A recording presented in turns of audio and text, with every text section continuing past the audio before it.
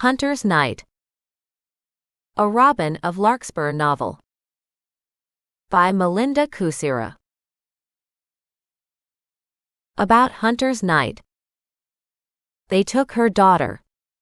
Now she's hunting them. They kidnapped her baby and vanished without a trace. With no clues to follow and an injured companion to save, Robin must undertake a difficult journey to get help. But a wintry wonderland fraught with dangers lies between her and the one person who could find her daughter.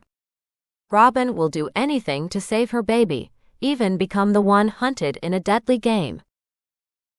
Hunter's Night is the first book in the epic fantasy adventure series, Robin of Larkspur, starring a woman warrior who could become the most skilled witch their world has ever known. But only if she survives run-ins with shapeshifters, pagan deities, demons, and other supernatural creatures who will try to stop her from fulfilling her destiny. Get Hunter's Night now. Chapter 1. Warrior. Mother. She was both now, but could she continue to be? Robin pondered that as she ignored the snores of her tent mate. Outside, night fell and snow too, but she was warm enough under 3 blankets. Robin turned the broken arrow over and listened to the wind whistling through the nearby mountain pass as she ran her finger along the crack in the arrow's shaft. 3 months ago, she'd given birth to the healthy baby girl asleep in the wicker bassinet to her left.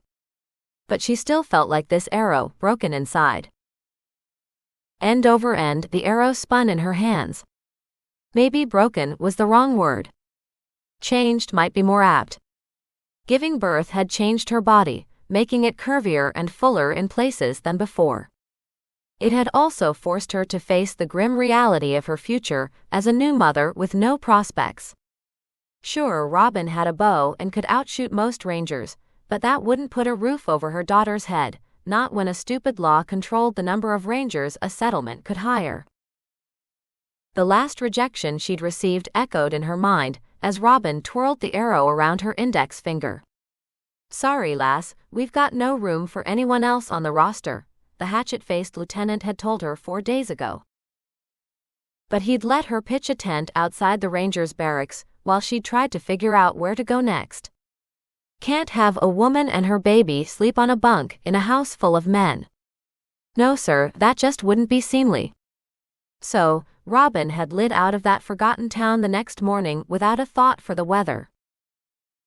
She aimed for a spot well away from her baby and her still snoring tent mate, and threw the broken arrow into the darkness. Strella was out cold from the grueling hike up the mountainside, which had become a desperate scramble over icy rocks as the storm raging outside had closed in on them. Robin was just as exhausted, but her mind refused to quiet down and let her sleep, so she stared into the darkness again, consumed by worry. Would Mount Aradrin be any different? It was perhaps another 2 days' hike, depending on the conditions of the trail, and what Mother Nature had in store for her tomorrow.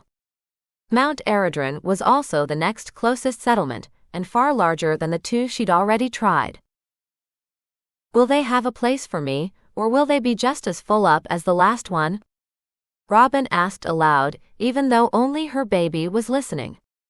As she shifted on her pallet, that question hung there in the darkness, tormenting her.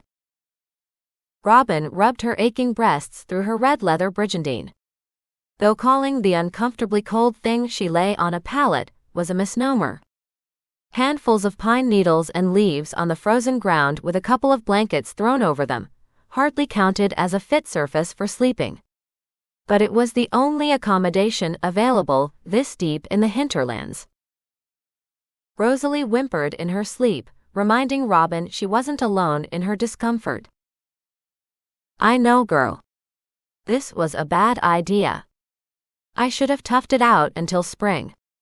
Robin sighed and pushed away that regret. It couldn't warm her or her baby. Outside, the wind howled as it buffeted the tent again. The storm must be intensifying, but the tent's construction was sound enough to withstand its onslaught. Thank all that was holy for that small mercy. In the silence between gusts, snow blanketed the precipice and covered the trail she'd hike tomorrow. I really must start thinking instead of reacting. A little forethought could have landed us in a much better position. But her gut had told Robin to grab her daughter and go, and she hadn't questioned it. Maybe she should have. Rosalie grunted, even though she was too young to understand. She was probably just responding to the tone of her voice. Robin wasn't sure she'd made the right decision. At 20, she was a single mother with no home, no job, and nothing to her name but the baby listening to her rant and the rucksack under her head. A tear squeezed out before she could stop it. She wanted to scream, but Rosalie beat her to it.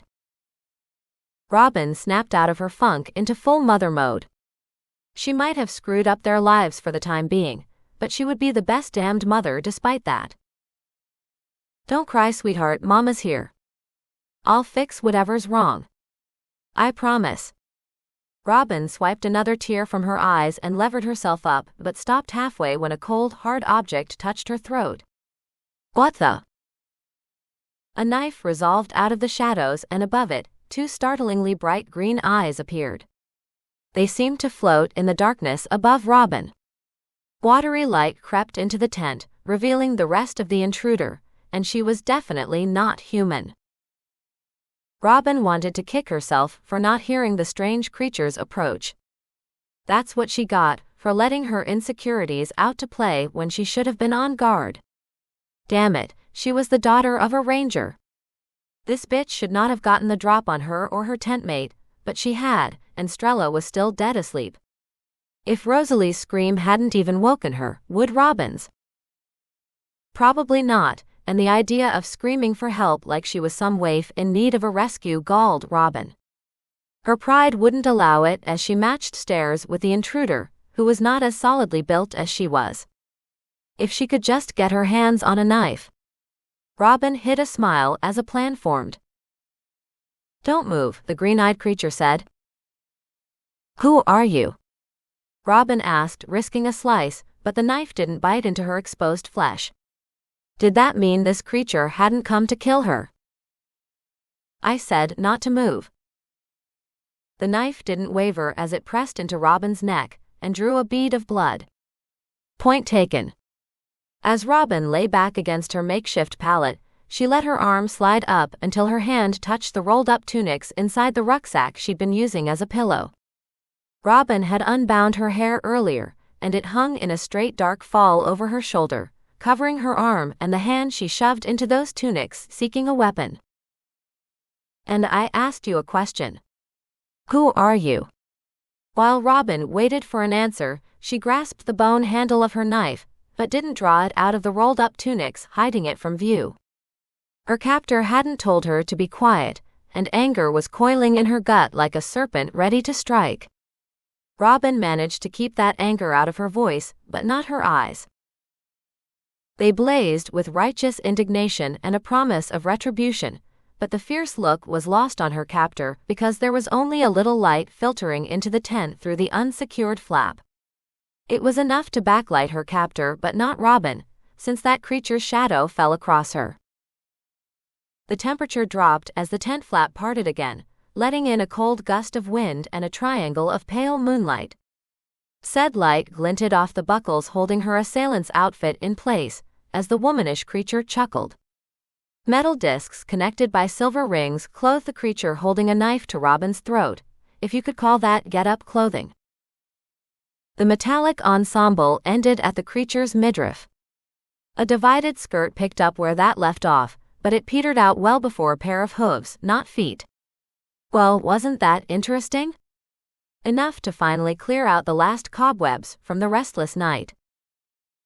Silver hooves. The sight triggered a vague memory, but it fled when a pair of pale green eyes that glowed captured hers. The creature leaning over her grinned, showing off a set of perfect teeth. She was part deer and part human and just plain creepy. What do you want? Robin gripped the knife hidden inside the makeshift pillow under her head. She'd managed to work her whole hand under there without drawing her captor's notice. Unsheathing it would be risky, but she felt better with a weapon in hand, even if she couldn't use it just yet. Years of training and ingrained muscle memory should help her land at least one solid blow even in this dim lighting.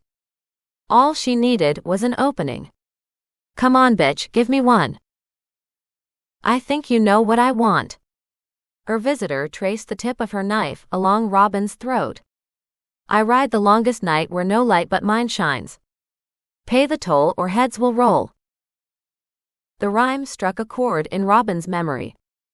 So did the silver horns curving up from either side of her attacker's heart-shaped face.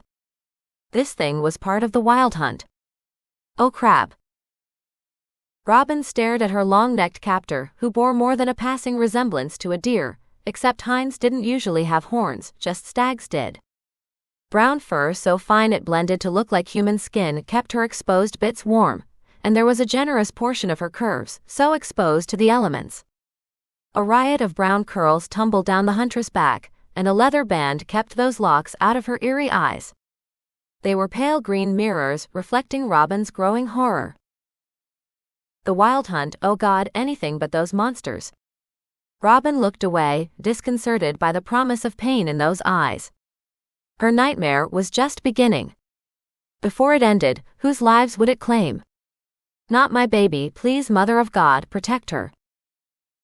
Rosalie wasn't crying anymore, and the silence inside the tent was becoming as oppressive as the shifting shadows sliding over the Huntress' sleek fur.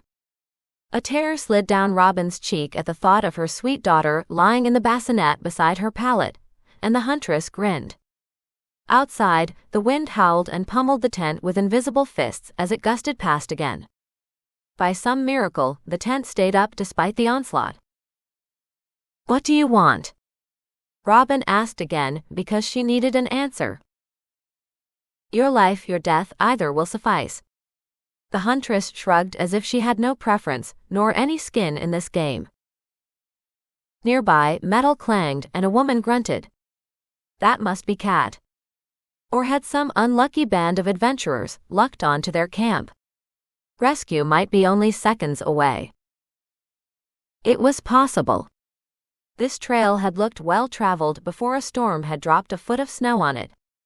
Robin had seen enough evidence to corroborate that assumption, or she wouldn't have made camp here, and they were heading for one of the most trafficked waterways in the country, the River Nerthal. Some of her hopes must have written themselves on her face because the Huntress threw back her head and laughed again. "The bitch thinks she has me cowed." Not likely, since her father was a ranger. He'd be scandalized to see his daughter so easily taken.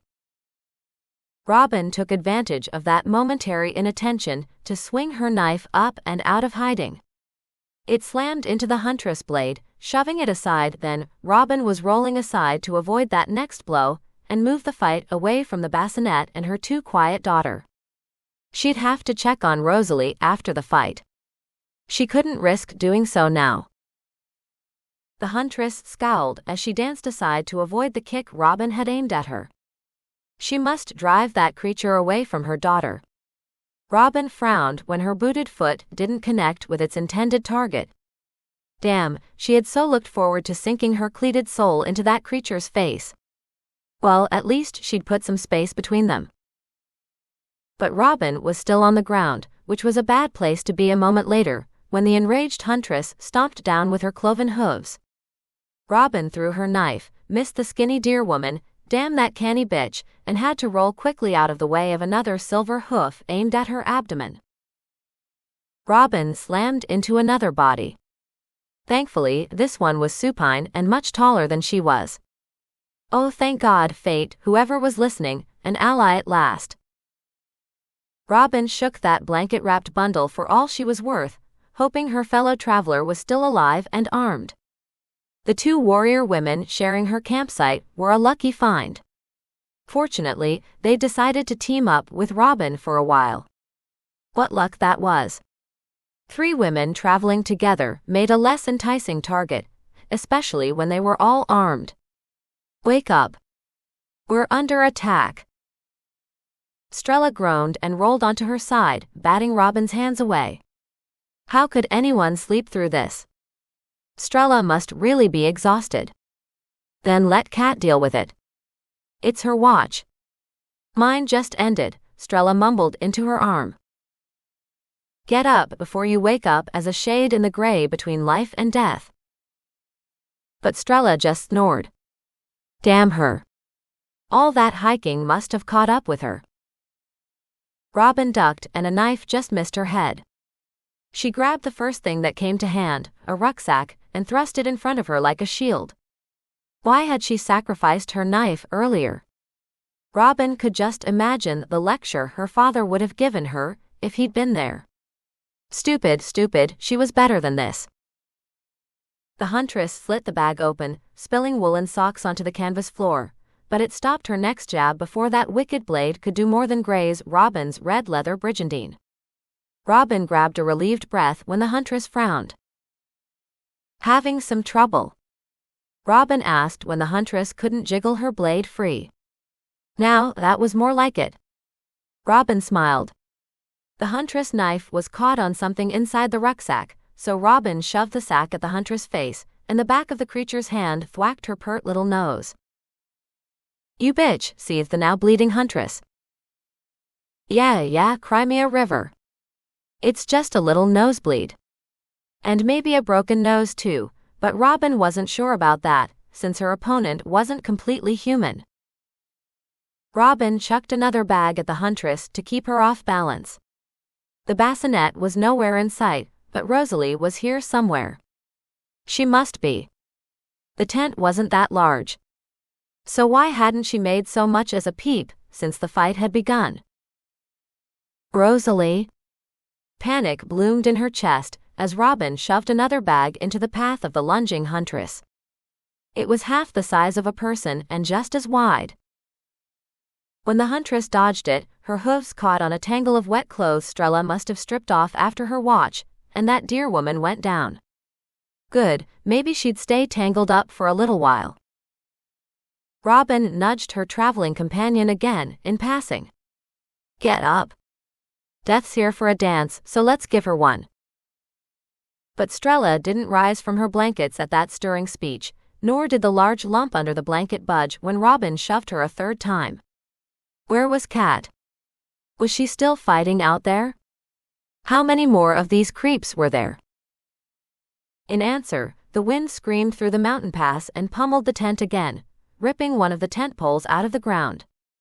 Robin wrestled with yards of unruly canvas as the tent suddenly embraced her. The Huntress crouched, making a smaller target for the wind-whipped canvas to strike until the wind calmed. When it did, the tent listed to one side. One more blow would knock it down, then Rosalie would be unprotected from the elements. The Huntress remained hunched and partially hidden by the sagging canvas. She withdrew a second knife from her sheath. Where was the first one? Nice knife. I'll take it from your cold dead fingers. Robin shoved loose canvas out of her sightline. I'd love to see you try. The Huntress extended a forked black tongue and licked her blade. The bloody thing had canine teeth running along its edge, and it looked as hungry for her blood as its wielder. Oh goody, not only would she die, but she might end up on the menu tonight. What the hell have I gotten myself into now? Robin wondered aloud. She thought she'd left all her troubles behind when she'd lit out on the trail seeking a new life. Apparently not. Cold seeped through Robin's clothes as she fumbled through her gear for a weapon or something to throw. Anything would do. Her bow case would be great right now. It was wooden and as long as a quarterstaff. Where was it? Her numb fingers turned up baby paraphernalia but no bassinet, baby or bow case. Damn it. Where were they? Where's my baby? The question hung between them while Robin's thoughts spun in a tight, terrified circle. She shut down that line of thought before panic turned her into a gibbering wreck and tossed 3 dirty diapers and a rattle in quick succession. The Huntress dodged the cloth poo bombs, but caught the rattle and did a suggestive hip wiggle before pocketing it. She smirked at Robin and her eyes glinted in the half-dark. Robin swallowed, and fear burned all the way down to the worried fist clenched in her belly. Where's my daughter? A heavyweight slammed into Robin, knocking her down onto her belly as a new combatant barreled into the tent, collapsing it. A second and a third creature followed him, and several hooves stepped on her back before Robin could roll out of the way. Only the tough leather of her brigandine kept those hooves from biting into her flesh. Pain lit Robin up, but it was a dull roar compared to the fear for her daughter squeezing her chest. "Please don't trample her. She's just a baby." Robin tried to throw her arms over her head to shield it, but she was all tangled up in the tent canvas. Something hard collided with her head, and the world winnowed away as an ululating war cry rang out. "Strella, did you finally get up?" Robin tried to ask, but everything faded to black before she could get the words out. "Forget me. Save my baby." Robin sent that wordless plea into the darkness to anyone who was listening. Then she finally passed out. Chapter 2. Huntress struggled to escape the canvas imprisoning her. How dare this man-made thing get in her way? She was the Huntress. All things bowed to her or died by her hand. Anger sharpened her claws to fine points, and she slashed them through the collapsed tent, ripping 5 long, satisfying gashes in it, then 5 more crossways, creating a hole. Now that was better. Huntress crawled through that ragged hole into the moonlight, sparkling on the falling snow. Snowflakes caught on her lashes and melted on her face as Huntress stood and gave her sleek mane a toss. As she stood there victorious in the snow, she rested her hands on her hips and retracted her claws. They sank back into the leathery pads of her fingers with a soft click and a deliciously cold tickle. Oh, it was good to be the Huntress, especially in winter, when she had the run of the forest and no enchanted trees to interfere with her desires. They all hibernated in the so-called winter sleep, like every other green thing until spring, and their vaunted 3 rules fell by the wayside because they slept too deeply to enforce them. Well, she wasn't hibernating. Far from it. Huntress chuckled. She just couldn't help it. Life was so good, and about to get even better. She laid a hand on the folded square of cloth in her skirt pocket. Power pulsed in the words an ancient hand had inked on that scrap of cloth, and she tingled all over with anticipation every time she touched it. But Huntress wouldn't be starting any fires or cutting down any trees just to be on the safe side. She didn't want to wake the forest prematurely. Spring would do that soon enough. But she might harm someone under its boughs if someone came after her, and she hoped someone did. Then she'd have a reason to break one of the enchanted forest's 3 rules. Huntress skimmed a hand down her rock-hard abs and the short hairs covering those taut muscles, then shook herself out of her reverie. She waved the creature stalking toward her to hurry up. She didn't have all night. He was a fawn and as such part goat where she was part deer, not gazelle. She was not and had never been related to a cow. The fawn, Hessian by name, had good strong legs and fine-looking hooves perfect for scrambling over uneven ground. His white fur blended perfectly into the snowy night. Only his luminescent green eyes stood out, but all the members of the wild hunt had them. "Did you get it?" Huntress asked because this wasn't their usual hunt. No, they preferred the kind of prey that could run away, fight back, or at the very least enjoy being seduced, like young strapping boys and lithe girls aged 15 to 30. They'd hunt them again soon and replenish their ranks, but for now, Huntress had to deal with this baby business and the complex spell that required them, because the outcome far outweighed her distaste for this kind of hunt. It would be over soon anyway, so she could deal with it in the meantime. Hessian grasped the staff sticking out of the snowbank and pulled. It held aloft a lumiere crystal in a silver cage that glowed a soft green. Its light glinted off the rings of Huntress's creative attempt at chainmail, not that she needed the added protection since her hide was tough to pierce. Snow crunched to her left as another member of the wild hunt, this one sporting a full rack of antlers, removed another staff topped by that same luminous crystal. It glowed the same pale green as the others. Well, did we get it or not? Hintra made a give-me gesture. You'll have to be the judge of that. Hessian shrugged. All human kids look the same to me. Hintra glared at him until he glanced away.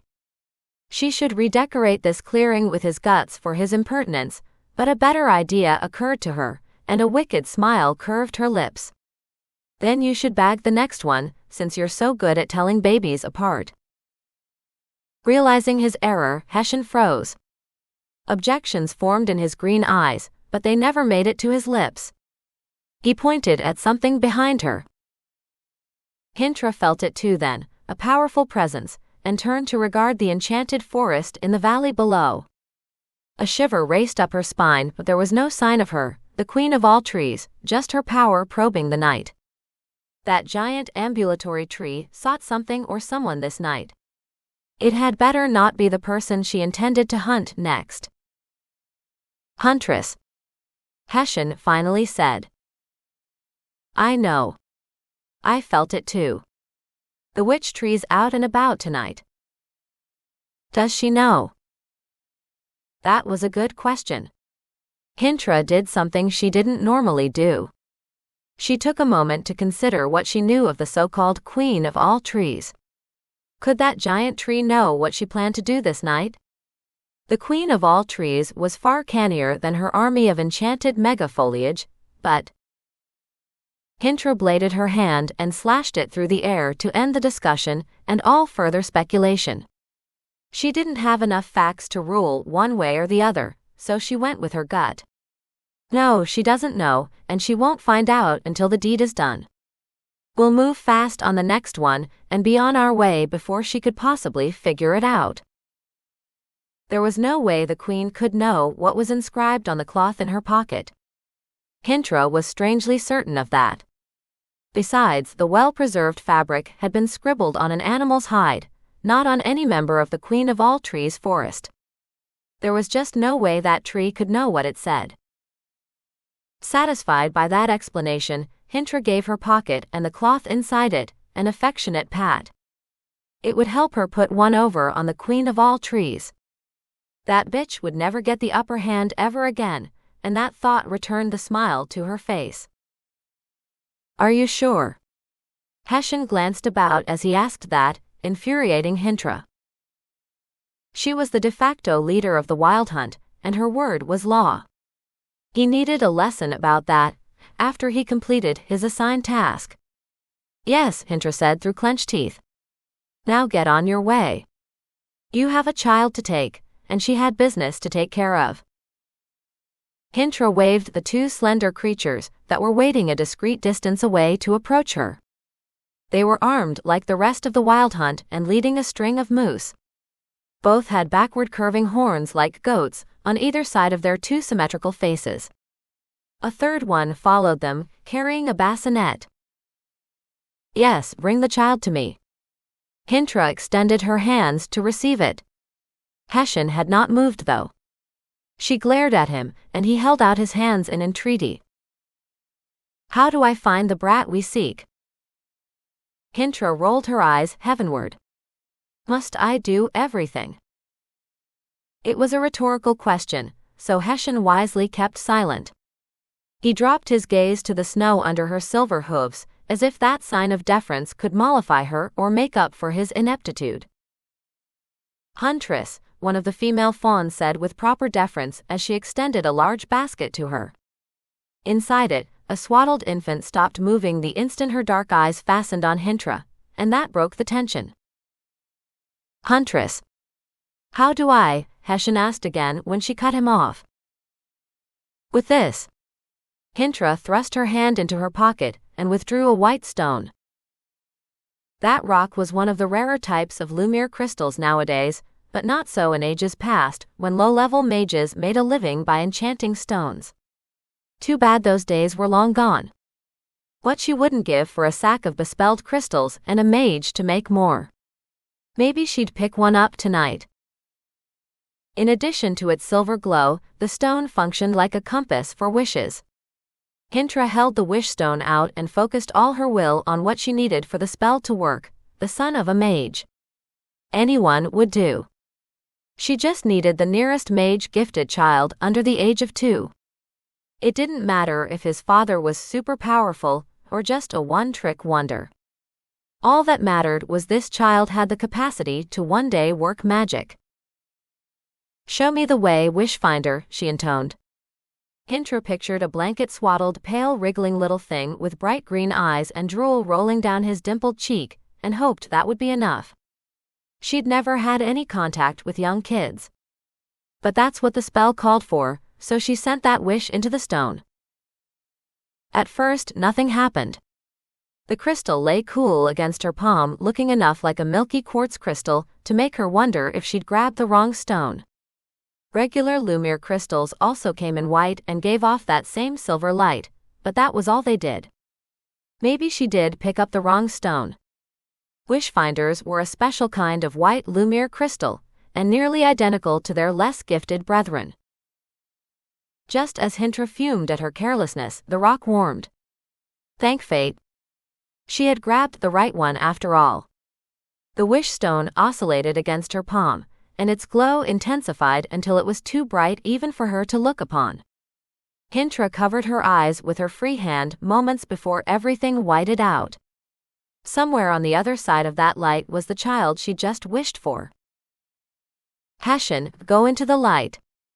It'll take you to the child we seek." Or close enough that he could find that brat on his own, but Huntress didn't bother to tell him that. "Go now. We'll meet you at the Haven.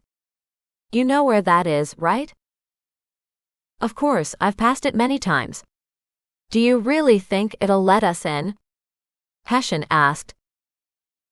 Was he stalling? Why didn't he just walk into that light so it could stop blinding everyone? Huntress shifted her hand a fraction of an inch, then raised it again to shield her eyes as white rays of light stabbed them. That light must be blinding him too. Why didn't he just go? Just fetch that child. Leave the rest to me. But what if it won't let us pass? More stalling. What was next? Excuses? No way. He had his orders. The Haven won't have a choice. You'll see. It'll have to let us in for the good of the children. Huntress glanced at baby number 1, but couldn't see her with all that light shining in her face. She just needed 3 more kids, then she could begin the ritual. With her tearing eyes squeezed shut against the light, Huntress couldn't tell if Hessian had followed her order. Nor did she hear his hooves crunching on the snow. Why did no one listen to her? She had a frigging list of things she needed to acquire, and a dwindling timetable to keep. After all, their former leader couldn't resurrect himself. Nope, that was the job of the spell in her pocket, and it required a very specific baby, the son of a mage which the Wishfinder had just located. Huntress caught someone male by the lapels of his leather vest and shoved him into the light. Hopefully, she'd sent Hessian. In case he needed help, she shoved the next body her hands encountered into the light before it winked out. The wish stone dropped into the snow and glowed softly, even though its power was spent for the time being. Huntress rubbed her eyes to clear them of the black afterimages and their purple halos. She bent and scooped up the wish stone. She might need it again later to fetch the last child on her list. That should give it some time to recharge. Would it be enough? Huntress nibbled on her lip as she considered that. She had one other bespelled stone, but it wasn't as powerful as a wish stone, nor as versatile. Well, she might have to use it to get to her next destination. It would take longer than if she could just use the wish stone, but that couldn't be helped. The babies the spell called for had to be collected before anyone realized what was going on, so her people could get in and out with the babies without delay. If only this spell had come into her hands a few days or even a week earlier. Huntress shoved her hand into her pocket and squeezed it. What fun she could have had with the parents, but alas, that was not to be. Huntress shrugged off that flash of disappointment. There'd be other fights and other fools to play with. Huntress, a female fawn, cleared her throat. The fawn was a little on the gangly side, and she had a death grip on a basket. Something inside that basket mewled. Oh right, the baby they'd just procured. Let me see her. Hintra held out her arms to collect the bassinet and inspect its unhappy occupant, but the fawn held tightly to it. Her eyes were hard and dark and gave away nothing.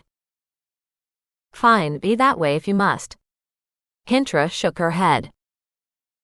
Without their proper leader, the wild hunt was fragmenting into splinter groups along species lines, and she wasn't helping that by sending all the fawns on the dangerous missions instead of her own kind. But Hintra sloughed off that concern. Soon, she'd be free of all those petty jealousies to do as she wished. In 3 days' time, they'd be someone else's problem, and the thought made her smile as she reached into the bassinet and lifted the baby out. Be careful. You must support her head and neck like this. The fawn shifted Hintra's grip, so the baby's head and neck rested on her arm. Thank you, Hintra scowled as she tried to recall this particular fawn's name. Nothing came to mind. Oh well. She turned her attention back to the baby she'd gone to so much trouble to take, and wasn't impressed by it. So, you're the witch's daughter? The baby blinked stupidly at her, but she was only a few months old. Maybe that was normal? She isn't speaking yet? Hintra didn't even try to hide her disappointment. Human children were so weak and needy. She'd thought the gifted ones would come into the world better equipped to handle its manifold dangers, of which she was one, but that wasn't the case with this child unless she'd made a mistake. Hintra juggled the kid until she had a hand free, but the wishfinder stayed dark. Damn, she'd have to verify this child's identity another way. Here, hold this. Hintra handed the baby back to the fawn. Into the basket the fussing child went. The wind died as the fawn covered the child from head to toe with a blanket. Only her wind-burned face was visible. She'll freeze if you unwrap her, the fawn said. True, but I need to know if she's the one. And if she is.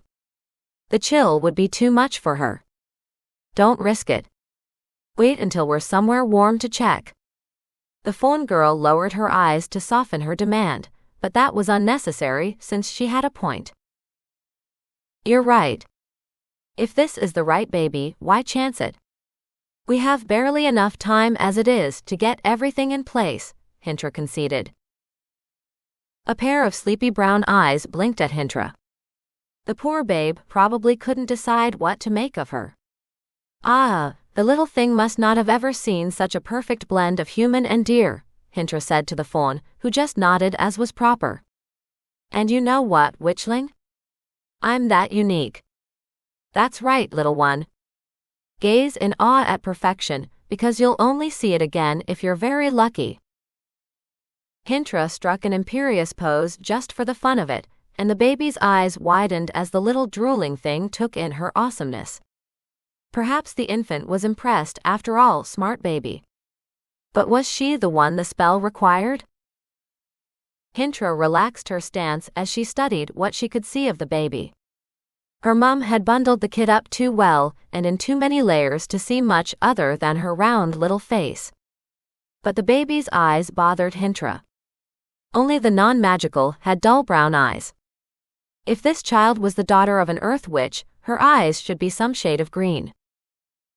What is it, Huntress?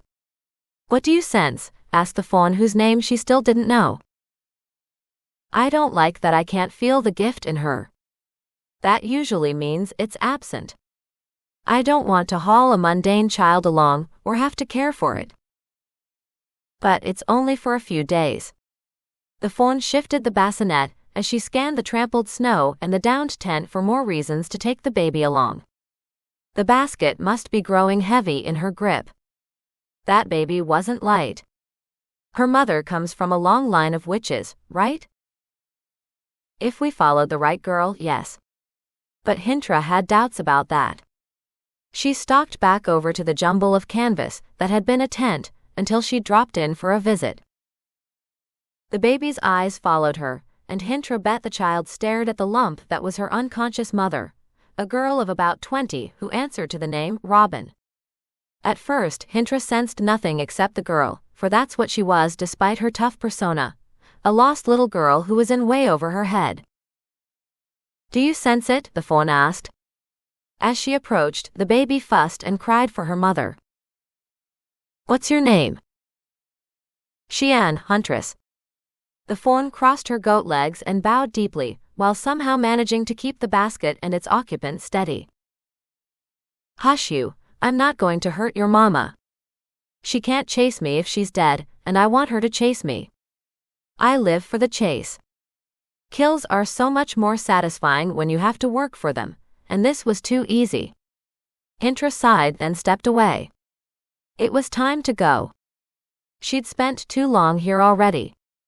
"Let that be a lesson for you, girl," Huntress said to the unconscious Robin. The baby just stared at her like she was mad. Huntress smiled and waved Xian to follow her. "Did you find what you needed?" Xian asked. "Maybe. These two are a puzzle I can solve later." Huntress gestured to the baby and her mother, who lay somewhere under the canvas of the collapsed tent. But there had been something in the woman called Robin. Maybe it was magic. Maybe it was something else. Whatever it was, that twit hadn't called upon it. Perhaps that girl didn't know she had a little something extra in her blood. Hopefully, Robin would figure it out because that would make the chase so much more fun. Once Huntress caught her, maybe she wouldn't kill the girl outright. It might be fun to unlock a witch's power. Huntress filed that away for later, after she'd completed the rite and reunited the wild hunt with its proper leader. Then she'd have plenty of time to play with the girl who should be a witch. Didn't that just send a thrill through her? "She didn't use any magic on you?" Dressen's mouth dropped open in shock as she passed him.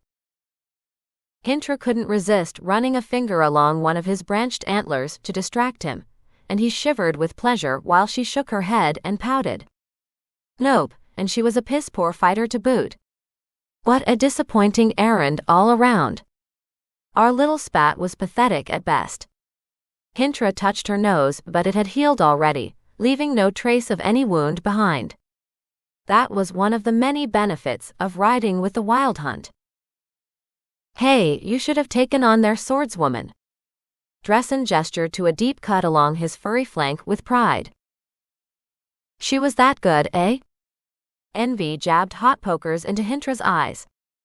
She'd picked the wrong woman to tangle with, and had missed out on quite a fight it seemed. Robin owed her for that too. Dressen nodded. "Better than good." She struck like lightning. It was a true pleasure cutting her down. "Tell me you left enough of her for a rematch. She sounds like someone I'd like to tangle with." Swords weren't Huntress's weapon of choice, but in a pinch she could wield one with some skill. After all, swords were just long knives, but she preferred the close-in work of a good knife, or better yet, her claws. "Of course I did.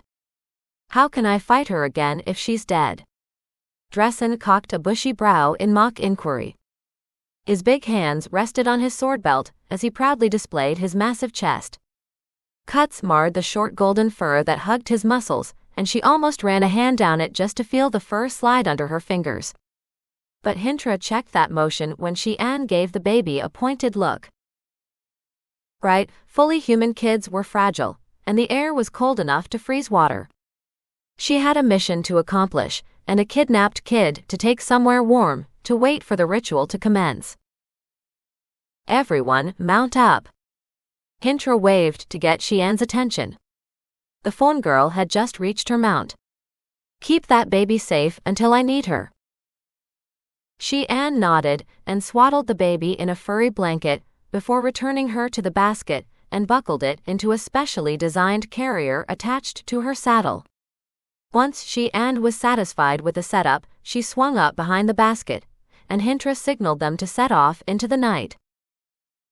A dozen creatures who were half human and half either goat or deer rode behind her in a single column, and what a sight that was. With their white fur cloaks draped over their mounts' white backs, they looked like walking snowdrifts. Every fourth rider held a lumiere crystal-topped staff to light their way as they rode away from the precipice toward the covered trail snaking up to the mountain pass. Behind them, nothing stirred in the ravaged camp except the canvas that had once topped a tent. The wind toyed with its edges as it blew snow over their tracks to conceal them. "Come for me, girl. Show me your power. You owe me a proper fight," Huntress said into the wind as she pulled another lumiere crystal from her pocket. This one was a luminous green because it was filled to the brim with earth magic, which allowed it to do so much more than glow. The finder stone vibrated in her hand as she thought of the mage boy who'd slipped through her grasp 3 years ago. He would be about 17 now and ripe for the picking. Find the boy called Sarn. She pictured his innocent face and his green eyes. They'd glowed as bright as the crystal in her hands then. Now they must be even brighter, and his power even greater. The finder stone spun on her palm until it pointed south. A pale green beam shot out of the crystal, pointing the way. Huntress smiled as her mount trotted after it without her prodding. "What about the babe?" Shean asked, spoiling the moment. Huntress sighed. There was always a hitch in her plans. "Take the kid to the haven."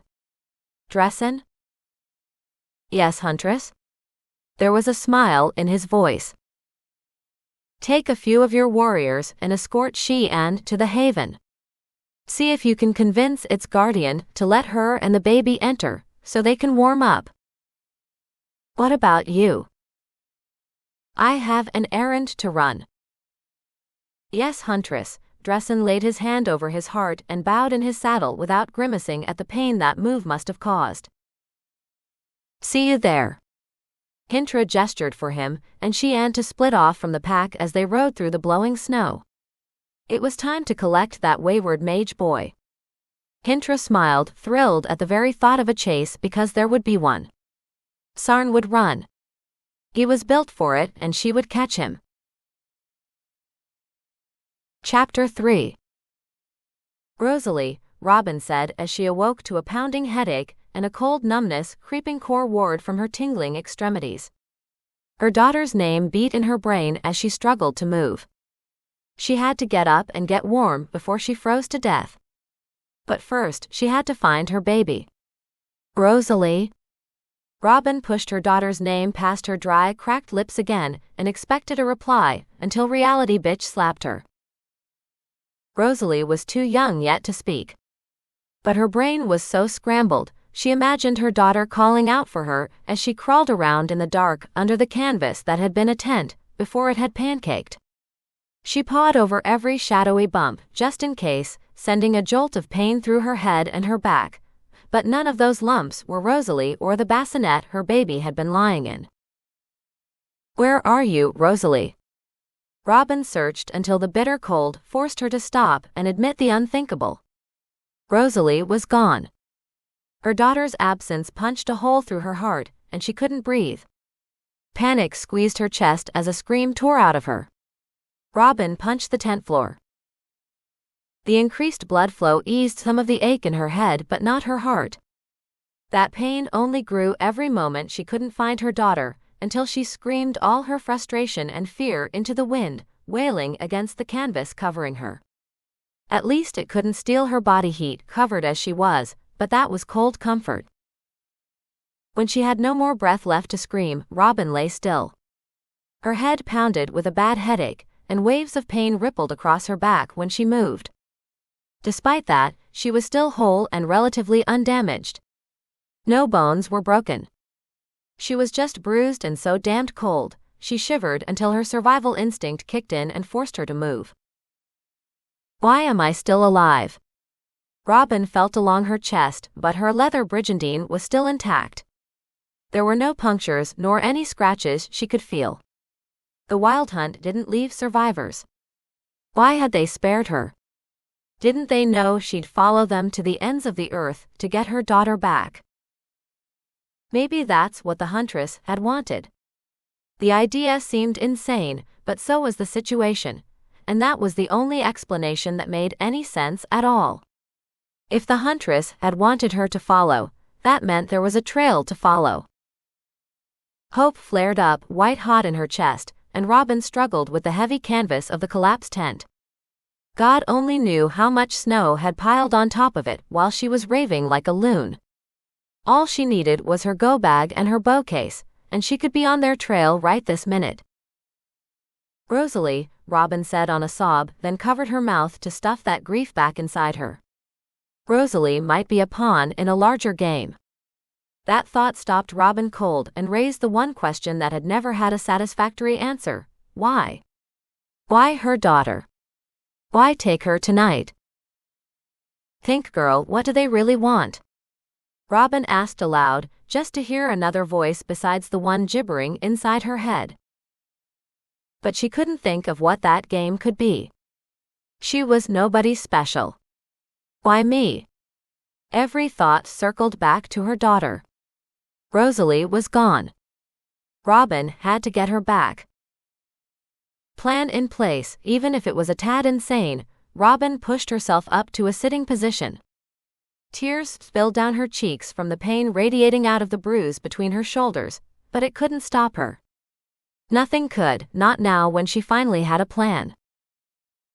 "Robin?" A new voice shocked her out of her inconsolable grief. It was familiar, but it took far longer than it should have to place that woman's voice. Robin had forgotten about her fellow travelers and tentmates, but she wasn't alone out here.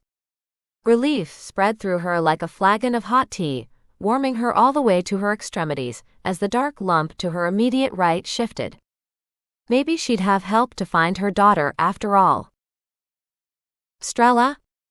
Robin turned her head, and her heart swelled with gratitude for the god that had put the two warrior women in her path. She hastily brushed away tears of joy. "Are you still among the living?" Robin felt strangely giddy with hope. The cold night slapped her in the face, and the wind pelted her with ice crystals when it whipped past, but she ignored them. "Present and accounted for." A cough followed that. "If you're finished having a tantrum, I could use a little help. Our guests left me a bit tied up." The dark blob moved as Strella spoke. Robin squinted until she could make out the ropes. Standing up would put more of her than she wanted into the wind's path. It tore past Robin, blowing snow into her eyes as she crawled to Strella's side, and she had to pause until her sight cleared. "You weren't kidding." Robin sat beside the warrior woman and picked at the knots securing Strella's thick wrists. "In her place, I would have tied me up too. I could have broken that sylph in half, and I would have if her friends hadn't shown up." Strella glared at Robin. "You didn't say we were surrounded." "I couldn't count our assailants. There was a tent in the way, remember?" "Excuses, excuses." Strella drummed her fingers on Robin's thigh to get the blood flowing again, while Robin worked on those snow-caked knots. But a wet rope was harder to untie than a dry one. "It's the truth." Robin was so glad to hear that warrior woman's voice, she kept up the banter, just to keep the conversation going. All the while she scanned the ground for tracks. The wind whipped past again, scouring the ground. Robin squeezed her eyes closed and braced herself against its onslaught. When it died down again, her heart sank at the pristine blanket of white surrounding her. There wasn't a single track in sight. "No," Robin whispered in horror. How could she track them if there were no tracks to follow? Her mind spun in a tight, horrified circle, while her numb fingers picked at the remaining knots. "You need a knife to cut them," Strella commented as she eyed her bonds critically. "Those are good knots." "What did you say?" Robin couldn't stop staring at the snow around them. It was a blank canvas. That's what her future had become, an open-ended question. "You need to cut me free," Strella said patiently as if she were speaking to a child or a grief-addled adult. "Why?" Robin asked. She was only half paying attention to what she was doing. A cold despair had gripped her. How could she find her daughter if there were no tracks? Her mind kept circling around that problem, but found no answer. Are you even paying attention? Just get a knife. I'll cut myself free. Why? My mother was a weaver. These knots are nothing compared to what she could do when the mood struck her. Just give me a moment. Now that Robin was paying attention to the knot, it fell apart in her hands. There, you're free. Not that it mattered. Nothing did. The hole in Robin's heart wouldn't heal until she held Rosalie again. I never should have left, Robin muttered, speaking more to herself than Strella. Her voice was thick with bitterness and regret. If only she'd stayed put. That's a moot point now, so let's leave the regrets for later when we're somewhere warm, okay? Strella massaged her wrists and watched Robin out of the corner of her eye. All right. Robin scooted down to work on the ropes around Strella's ankles. It was something to do, and her fingers knew which loops to pull. Nice. You'll have to show me that trick. Hey, where's Kat? Have you seen her? Strella searched her face. Has something happened? You don't look so good. Robin started at the question and retracted her fingers from the knot. She'd forgotten about the other swordswoman. How many members of the Wild Hunt had Kat held off? For how long? Robin shook her head and looked away. Guilt stabbed her. Her daughter wasn't the only victim here. Shame made her face flame. I don't know. Nor had she given the other warrior woman a thought, since she'd woken up to find her daughter missing. Maybe Kat had seen something. Hope buoyed Robin up as Strella shoved her away. Find her. I'll free myself. Oh, don't give me that look. I can untie a knot. You've already pulled most of it apart anyway. Robin nodded and pushed up to her knees. That was as far as she got before her head started to spin. The clouds parted, revealing a sliver of the moon. Was it her imagination, or did it give her a mournful look? They took my baby. Robin wiped a tear from her eyes and gave standing another try. She'd think better on her feet. This time she clung to a boulder and inched her way skyward in between gusts of wind that tried to topple her. Another lump in the dark caught her eye, and Robin shuffled over to it while keeping her back straight and praying that lump was her daughter, even though it was way too big to be an infant asleep in a bassinet. Robin fell at the swordswoman's side and tried to squelch the bitter disappointment swamping her. Only the moon saw her reaction before it vanished behind a cloud, but she was still ashamed. She'd been raised to be a better woman than this. Robin squared her shoulders and drew on her knowledge of first aid. She couldn't help her daughter right now, but she could help the woman who'd tried to stop her daughter's kidnappers. That had to count for something, and it was a task she could focus on while she got her emotions under control. Every problem has a solution. And this one did too. Robin just had to find it. Kat. Strella dropped to her knees beside the stricken swordswoman. She was black as midnight, but the slant-eyed Kat was pale as moon glow except where blood had spattered her clothes. That probably wasn't a good sign. No one healthy should be that pale. Robin didn't really know either warrior woman all that well, since they'd only traveled together for a few days. After a moment more, Strella riffled through a pack she'd pulled from the remains of their tent, and tossed bandages and unguents this way and that. Robin pressed them into service, and the activity calmed her. Field dressing a wound was something she'd done 100 times. She's lost a lot of blood, Robin commented to break the silence. It might not all be hers. Maybe. Robin had only met the two women a couple of days ago. Since then, she hadn't seen either one in action before tonight. She hoped Kat would survive. She owed her for trying to defend their camp. Robin tore off a bandage and handed it to Strella while her mind wandered. None of this makes any sense. What doesn't? Strella wiped blood away from a nasty wound running the length of Kat's side. In the light of the Lumir crystal she'd stuck in the snow, it looked deep. Hopefully, it wasn't. Robin didn't think either of them had steady enough hands to stitch that wound if it came to that. The attack on us, kidnapping my baby, it's not their style. Strella went preternaturally still at the word kidnap. A dim warning bell chimed in the back of Robin's mind, but she ignored it as the words tumbled out. They took my baby.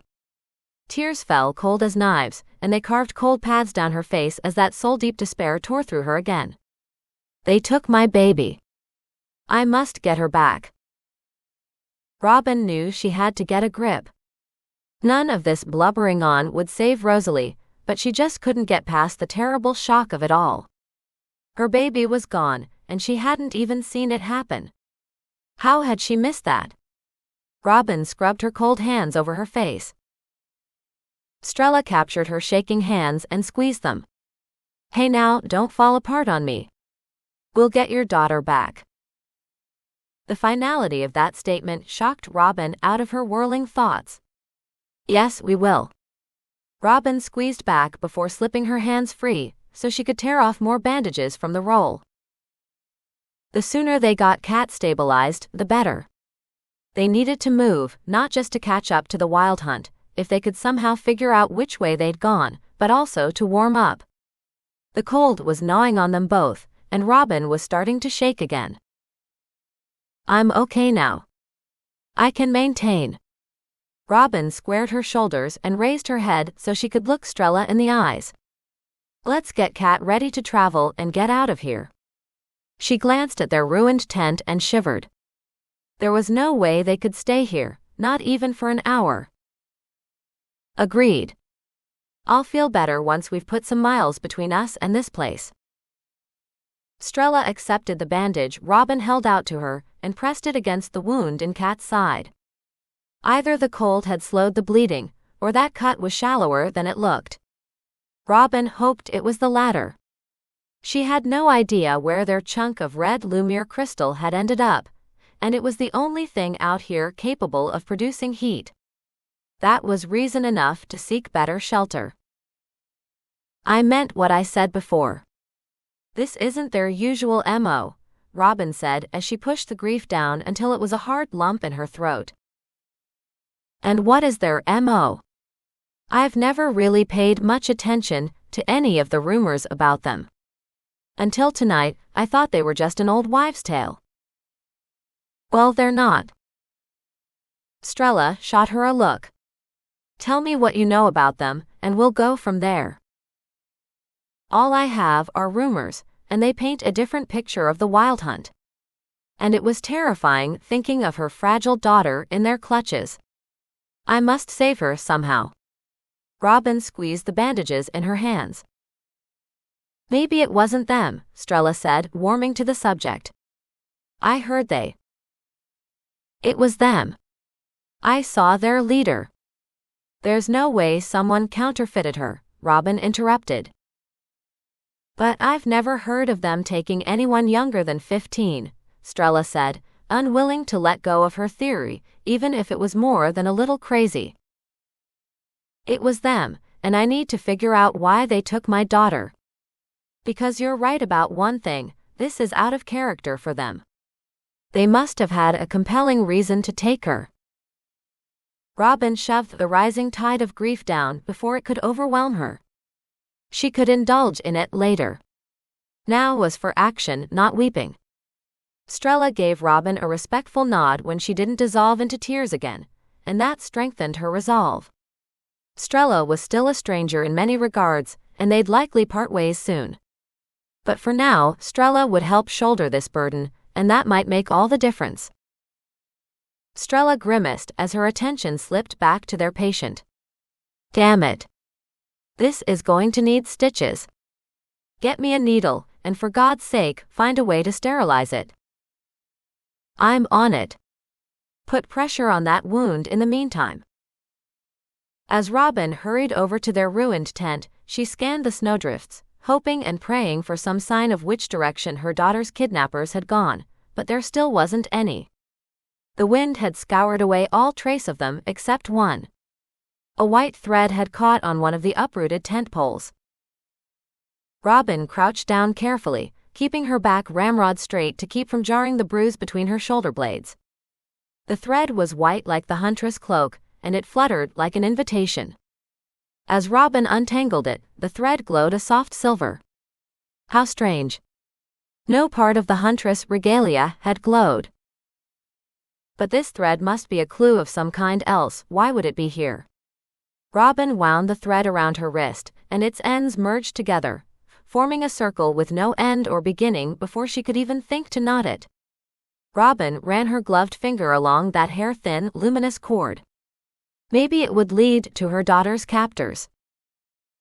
After all, the smallest details were sometimes the most important. Let this thread be one of those, she prayed and hoped someone up there was listening. Hey, hurry up with that needle, Strella shouted, startling Robin out of her reverie. Give me a minute to find it. Robin turned her attention to the snowy canvas and started digging around under it. There must be something in their gear that could help Cat, and she would find it. Chapter 4. Pinter held a hand up to shield her eyes from the snow, but those pesky flakes kept falling into them no matter what she did. The ride thus far had been fraught with annoyances, thanks to the weather. It would make it hard for that girl Robin to follow her, and that was a problem because that twit owed her a better fight.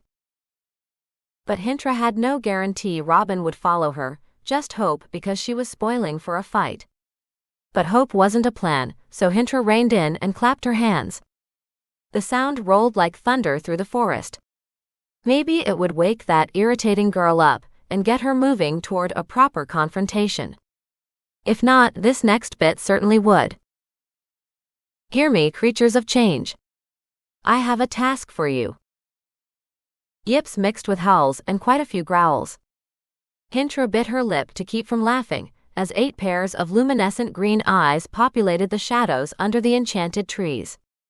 Those eyes belonged to a pack of fools who'd made a pact with the Wild Hunt's true leader, and broke it. Now their lives belonged to the Wild Hunt to spend as they saw fit. Those broken oaths collared them, and forced them to do her bidding, since she was currently the leader of the Wild Hunt. Oh, it was good to be the Huntress. Pinter tossed her dark mane over her shoulder. On that mountain there's a girl. Hunt her. She's your prey. If Robin had any skills at all, magical or otherwise, these creatures would draw it out of her. They'd harry her and hound her, honing her into a weapon aimed right at the Wild Hunt, or the girl would die by their jaws, thus saving Pinter the time and annoyance of another subpar matchup. But if they succeeded, oh what a fight that would be if the girl thrived. Pinter shivered in anticipation. A gray wolf padded out of the shadows, into the green nimbus of light the finder stone cast. It was the Alpha. A green collar made of luminous green words bound him and his pack to her. He was twice as large as a regular wolf, and possessed the cunning of a man. The lower half of his face rippled and flowed as it reshaped itself to produce human speech. Pinter watched the process in fascination. You want us to kill her? Asked the skin changer. Pinter shrugged. I don't care what you do to her. I don't want to face her, unless she can give me a fight to remember. I refuse to fight a weakling. Is that clear? The wolf cocked his head to one side and thought. But you want her to chase you? Of course. It was the deer in her. It feared the hunt and the chase because it was prey. But Pinter was also partly human and partly magical, and those two parts were hunters. Sometimes the hunter wanted to be hunted. It made the kill so much more satisfying when the prey thought it was the hunter. Pinter sighed and fanned herself as a flush crept over her skin under her fur at the thought of someone hunting her. It had been so long since anyone had dared. Not even the rangers would cross her. They'd sent embassies and offered truces, all of which she'd scoffed at, but she hadn't been the leader then. Intruder turned her mind away from that before it could anger her. She needed a cool head right now. Do you understand your orders? You want us to hunt this girl, but you want her to hunt you. But you also don't want to face her unless she's a match for you. Have I got that right? Asked the wolf. There was something dark and dangerous in his eyes. If he ever broke free from the collar binding him to the wild hunt, he would kill her. His eyes promised that. Intruder felt her claws tickle the pads of her fingers. She put those thoughts away before she got too hot and bothered to carry out her plan. The spell-marked cloth in her pocket picked that moment to vibrate like an aspen in the wind, reminding Intruder that she had her own tasks to carry out. This furry distraction needed to end now. Not quite. I want you to kill her, but play with her first. If she survives, then she'll deserve a rematch. If she can find me. Is that clear? The wolf bowed his head to hide the murder in his eyes, and Intruder wanted to crow with joy. If only she knew how she'd set that wolf free right now, just for a chance to thrash something. But the former leader of the wild hunt left no instructions about how to do that or anything, which was why they'd stagnated since then. That would change if she stuck to the plan. Intruder blinked, and the skinwalkers were 8 more shadows slipping through the late-night gloom. She smiled at that image as she nudged her mount into a trot. If Robin prevailed over them, then she'd make a much better opponent when they met again. If Robin died, then she wasn't worth a rematch, and Intruder would have her answer about the girl's baby. She smiled at the simplicity of her plan as the sleeping forest flashed past. Onward they rode to the maid she meant to take, led by the thin green beam emanating from the green crystal nestled between her breasts. Chapter 5. A clap of thunder startled Robin out of her reverie, but it was the wail echoing through the mountains that broke her heart. She stifled a sob and focused on the length of rope in her gloved hands, but her daughter's name slipped out before she could stop it. Rosalie. Robin blinked rapidly to stop the tears from falling. Not now, she told herself. You can cry later. You need to finish this thing. Because it was Kat's only way off the mountain, since the swordswoman hadn't regained consciousness yet. Thing was an appropriate description for the contraption lying on the snow in front of Robin. It had started out as a stretcher fashioned from 4 tent poles, 2 to a side, with a person-sized swath of canvas in between. But the thought of carrying it had convinced Robin to alter it, so it was sled-like and could slide over the powdery snow. Robin had dug through the snow around the thankfully non-enchanted trees, clinging to the precipice where they'd camped, in search of dead branches to line the bottom and act as rails, in theory anyway. Robin regarded her crude take on a sled. She wasn't certain if she'd improved on her original idea or ruined it altogether. That was one of the reasons Robin had chosen to build it by a stand of trees instead of by the tent. She hadn't wanted any witnesses in case her idea hadn't worked. Snow crunched behind Robin, and she turned to find Strella standing there, rubbing her upper arms to warm herself. Strella stopped and stared at her. Did you think I'd leave you and Kat in a lurch like this? Robin tied off the rope in her hands. It was as done as it could get with the materials on hand. Why would you even think something like that? Strella stared at Robin as if she'd gone mad. Maybe she had. Strella scrubbed her gloved hands over her face. Don't answer that. You're grieving, and that grief has addled your mind. No, it hasn't. You looked at me with surprise like you thought I'd already gone after them. Well, you did disappear from view a while ago.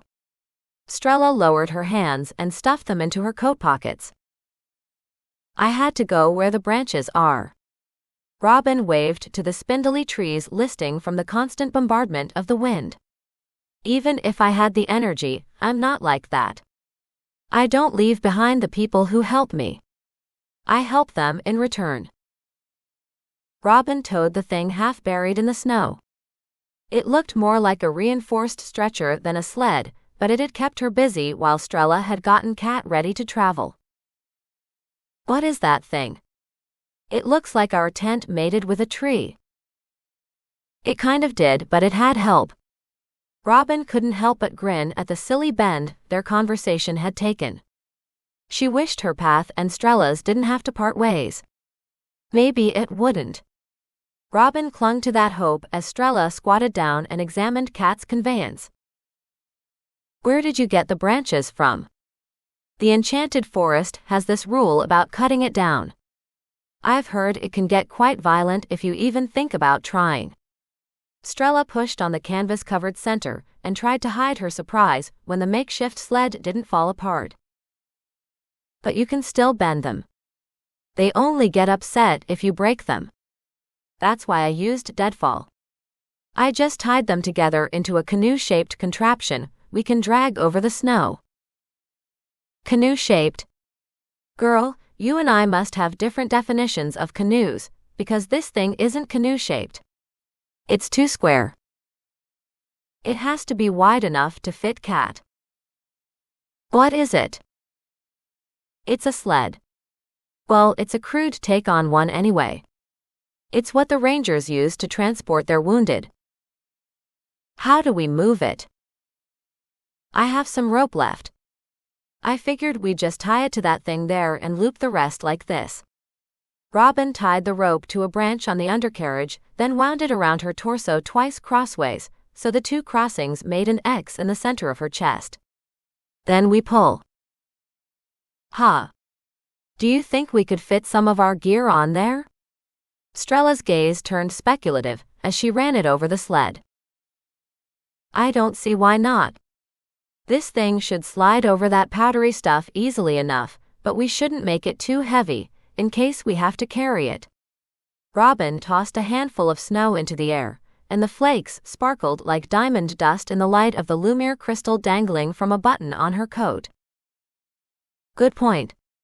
Strella clapped her hands together, then rubbed them vigorously to warm them. It was time to go before the cold made them torpid. I'll get our gear. You drag that thing over to where I left Cat. Robin nodded, but she stared at those dispersing flakes. If only she had a mage. Another wail echoed through the mountains. That mournful cry chilled her right down to the marrow and left her shaking. But she found nothing but snow. The warrior within screamed at her to get up and go find her baby, but Robin just sat there, staring at the wind-blown snow that had hidden the wild hunt's tracks. Hang on, Rosalie, Mommy's coming. No mountain or monster can keep me from you. Robin shook out her fists and probed her aching head. Was that your baby I just heard? Strella asked in a gentle tone. Robin wiped her eyes before answering, but her voice still broke when she spoke. I don't know. Sorry, that was an insensitive thing to ask. You can't know for sure what made that wailing sound. Strella squeezed her shoulder as Robin fought the tears pricking her eyes. Hysterics wouldn't save her daughter. Robin had to hold it together until she found help, preferably of the magical variety. The best way to track a paranormal predator was to sic someone with a similar gift on them. Where the hell could she find such a person out here in the hinterlands? She'd worry about that later. Robin rose stiffly. The pain in her back had receded to a dull ache, but that too was fading as the cold sank massaging fingers into it. Who knew that cold air was so good for aches and pains? Robin might be able to hike through what was left of the night. Hopefully, dawn wasn't too far off because they could use the light. It was impossible to tell with the sky so clouded. Part of her hoped the wild hunt didn't have that big of a lead, but it was possible since they'd attacked just after nightfall. She didn't know how long she'd been unconscious. Let's grab what we need and go. Robin picked up her rucksack and bow case and set them on the sled. You're still headed to Mount Eredron, right? Strella regarded her with a raised brow that vanished under her wool hat, but that wasn't the question the warrior woman had really wanted to ask. Robin nodded. It's the closest settlement. It was also her only option because she had no frigging clue where else to go. Robin had already searched the area around their campsite and didn't find a single hoof print or disturbed branch. She just prayed the delay wouldn't cost her too dearly. Then what will you do? I'll ask them for help. They must have tangled with the wild hunt before. They might know how to find them. And if that failed, Robin shut that line of thought down as she took an experimental step forward and the rope pulled taut. The sled slid forward and followed her like an obedient dog. Strella didn't ask the question foremost on Robin's mind, how will you find your daughter? Robin just kept putting one foot in front of the other, ignoring that question because she had no answer yet. Robin. Strella gave her a worried look as the wind played with her striped scarf. It doesn't matter how long it takes. I will find her. I know you will. Thanks. Can we go now? What else do you need other than Cat? Just a few things, I need only a moment to grab them. Strella picked up the second rope that lay in the snow and tied it to the end of the sled, then looped it around her chest for the walk back to camp. It wasn't far, maybe 200 paces over a deep snowbank. So, how do we find Mount Eredrin in the dark with no sun to guide us? Strella asked as they hiked. With this. Robin fished her compass out of her pocket. Her coat was as red as her brigandine, not light-colored like Strella's, making her very conspicuous against the snow. But it was too late to switch that, since this was the only coat Robin owned. She held the compass close to the Lumiere crystal hanging off her coat button, so its silver light illuminated the needle. Then she turned until it pointed southward at a bright spike off in the distance. That must be Mount Eredrin. I heard there are so many Lumiere crystals there, its peak glows. Strella paused as they reached Cat's side. Strella had wound several blankets around the stricken swordswoman, then covered her in a thick, luxurious fur blanket. Get her feet. I'll lift her head and torso. I've heard that too. Robin did as requested, and they lifted Cat onto the sled. We should put the rest of the canvas on top of her, to keep her dry. Oh right, that's a good idea, Strella said as she stared into the darkness. If that's Mount Eredrin, then what are those lights racing toward it? Strella pointed at the pinpoints of white light that were vanishing into the darkness below. It's the wild hunt, Robin said. She felt it in her gut. There must be a valley down there. This is Shiari, the land of 100 valleys and twice as many damned mountains. Of course there's a valley down there. A thin green line seemed to shoot out ahead of the disappearing wild hunt, but it remained arrow-straight and pointed at the gold glow that must be Mount Eredrin's peak. The thread around her wrist vibrated. Robin pulled her jacket sleeve up to confirm that it was still glowing a soft silver, not the green of that mysterious line. I'll get you back, Rosalie. Just hold on. Mama's coming. Robin glanced at Strella out of the corner of her eye, but the tall woman's attention had turned back to the sled. Robin breathed a quiet sigh of relief. She had no idea if Strella was a magic hater or not, and now wasn't the time to find out. She needed every advantage she could get. Besides, whatever sympathetic magic the string possessed had nothing to do with her. But Robin tugged her sleeve down to cover it anyway. Because she definitely wasn't magical. Strella broke from her staring spell and shook out the remaining canvas from their tent to remove the snow, then tucked it around Cat. Hurry! If we're quick enough, we might catch them on the trail. Robin ran a hand over her bow case, but stopped before she could flip open the latches holding it closed. The range was too far. She'd miss at this distance, especially in the dark. Better to wait until she had them in her sights, or Mount Eredrin's contingent of rangers did. And that made her smile. Leave some for me, boys.